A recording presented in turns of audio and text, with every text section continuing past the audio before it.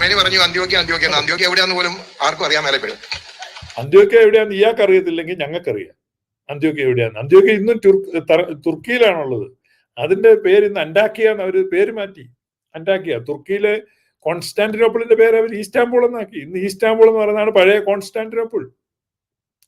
സ്ഥലങ്ങളുടെ പേരുകളൊക്കെ അവർ മാറ്റി. അതുകൊണ്ട് ഇയാൾക്ക് ബോധമില്ല. ഇയാളെ സംബന്ധിച്ച് ഇയാൾക്ക് കൊടുത്ത പേര് ഓസ് എന്ന് പറഞ്ഞൊരു പേര് വേണമെന്ന് പറഞ്ഞു. അപ്പം അവസാനം ഇങ്ങേർക്ക് കിട്ടിയ ഓസ് മിലിത്തിയോസ് എന്നാണ്. ആ ഓസിന്റെ അർത്ഥം പോലും ഇയാൾക്ക് അറിയത്തില്ല. എന്തോ ഓസാന്ന് ആർക്കറിയാം. എന്തോ എന്ന് പറഞ്ഞ ഒരു സ്വയം കോമാളിയായ മനുഷ്യൻ. അയാൾക്ക് ഇപ്പൊ അന്ത്യോക്യ എവിടെയാന്ന് അറിയത്തില്ല.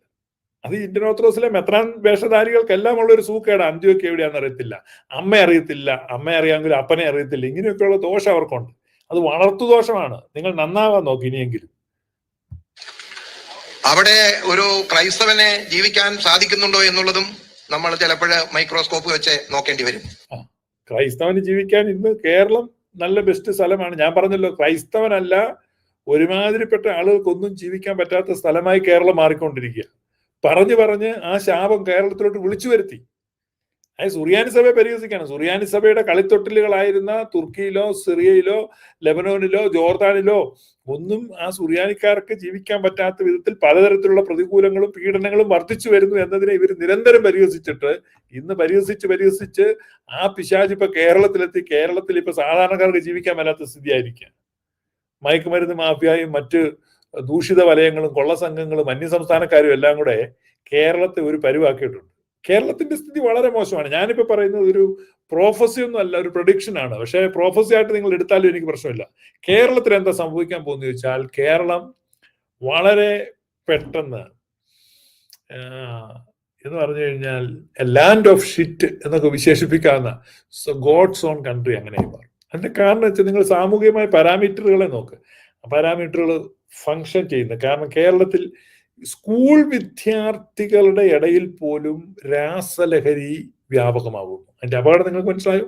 സ്കൂൾ വിദ്യാർത്ഥിനികളിൽ പോലും നല്ലൊരു പങ്ക് ലൈംഗിക ചൂഷണത്തിനിരയാകുന്നു. കളിപ്പാട്ടങ്ങളും കുഞ്ഞു കഥാപുസ്തകങ്ങളുമായിട്ട് കഴിച്ചു കൂട്ടേണ്ട നിറം പകരുന്ന ആ ബാല്യ കുതൂഹലങ്ങളുടെ ഒരു കാലഘട്ടം. അപ്പൊ ബാല്യം എന്ന് പറഞ്ഞ ഒരു വ്യക്തിയെ സംബന്ധിച്ച് ആരോഗ്യകരമായ ഒരു പേഴ്സൺ ഉണ്ടാകണമെങ്കിൽ ആ പേഴ്സൺ ഒരു ശൈശവം ഉണ്ടായിരിക്കണം, ഒരു ബാല്യം ഉണ്ടായിരിക്കണം, ഒരു കൗമാരം ഉണ്ടായിരിക്കണം. അല്ലെങ്കിൽ വെച്ചാൽ ഈ ഇമ്മച്ചർ അഡൾട്ട്ഹുഡ് ആണ് അത് പെട്ടെന്ന് അങ്ങ് അഡൾട്ടായി പോകുന്നു. അത് അകാല വാർദ്ധക്യം പോലെ അതിഭീകരമായ അനുഭവമാണ്. കാരണം ഈ പ്രിമച്വർ അഡൾട്ട്ഹുഡിലേക്ക് പോവാണ്. എന്തുകൊണ്ടാണ്? ഇപ്പോ ന്യൂജേഴ്സിയിൽ കുറെ വർഷം ഞാൻ ന്യൂജേഴ്സി താമസിച്ചിട്ടുണ്ട്. ഒരു 10-20 വർഷം മുമ്പത്തെ സംഭവം. അവിടുത്തെ ഒരു ടീച്ചർ കൊച്ചിനോട് പറഞ്ഞു സാന്താക്ലോസ് ഇല്ലെന്ന്. വലിയ വിഷയമായി. അപ്പൊ അതിനെ അവിടുത്തെ ലെഫ്റ്റിസ്റ്റുകാര് ലിബറലിസ്റ്റുകാരൊക്കെ പറഞ്ഞു അത് അല്ല പിള്ളേർക്ക് എഡ്യൂക്കേഷൻ. അപ്പോ ആ കുട്ടിയുടെ ബാല്യ കുതൂഹലങ്ങളെയും നിറങ്ങളെയും മുഴുവൻ കെടുത്തിക്കളയുക. കുട്ടിക്കാലത്ത് സാന്താക്ലോസ് ഉണ്ടെന്ന് വിശ്വസിക്കണം. അപ്പൊ എനിക്കറിയാം സാന്താക്ലോസ് വരുന്നില്ലെന്ന്. ഞാനപ്പോ ക്രിസ്തുമസിന് രാത്രിയിൽ കുത്തിയിരുന്ന് സമ്മാനങ്ങൾ പൊതിഞ്ഞ് എൻ്റെ പിള്ളേരുടെ പേരെഴുതി ഈ ട്രീയുടെ കീഴെ വെക്കും. കാരണം എൻ്റെ കുഞ്ഞുങ്ങൾ എഴുന്നേറ്റ് വരുമ്പോൾ ഇത് കണ്ട് ചിരിക്കുക, സന്തോഷം. കുറച്ച് കഴിഞ്ഞപ്പോൾ അവർ വെച്ച പ്രായപ്പോൾ അവർക്ക് മനസ്സിലായി. പിന്നെ മൂത്ത മോക്ക് പ്രായപ്പോൾ അവള് ഉണർന്നിരിക്കും. എൻ്റെ കൂടെ സമ്മാനം പൊതി, അനിയത്തിമാർക്ക് വേണ്ടി സമ്മാനം പൊതിയാൻ അവള് കൂടും. കാരണം പിള്ളേരെ കളിപ്പിക്കും. ഇത് ബാല്യത്തിന്റെ കുതൂഹലമാണ്.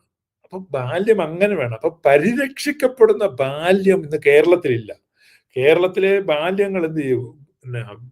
സ്കൂൾ വിദ്യാർത്ഥിനികളിൽ നല്ല പങ്ക് ലൈംഗിക ചൂഷണത്തിനിരയാകുന്നു, മയക്കുമരുന്നിന് അടിമകളാകുന്നു എന്ന് പറയുമ്പോൾ കേരളത്തിന്റെ ഫ്യൂച്ചർ എവിടെയാണ്? നിങ്ങൾ സോഷ്യൽ പാരാമീറ്റേഴ്സ് നോക്ക്. കേരളം അങ്ങനെ വലിയൊരു ദുസ്ഥിതി. അന്നേരം ഇയാൾ എന്ന് വെച്ച് ഈ വങ്കത്തരം പറയുന്നത്, ഈ ഇന്ത്യൻ ഓർത്തഡോക്സ് വിഭാഗത്തിലെ മെത്രാന്മാർ ഈ വങ്കത്തരം പറയുന്നത്, ഈ ക്രിസ്ത്യാനിറ്റിയാണ് ലോകത്തിന്റെ ഹോപ്പ് എന്ന് പറയുമ്പോൾ കേരളത്തിന്റെ കോപ്പാണിത്. ഇവര് എന്തിനൊക്കെ നോക്കുന്നത്? വഴക്ക് തന്നെയല്ലേ ഉണ്ടാക്കുന്നത്. അപ്പൊ ദിശാബോധമുള്ള ദീർഘവീക്ഷണമുള്ള ഒരു സഭാ നേതൃത്വം കേരളത്തിലില്ല.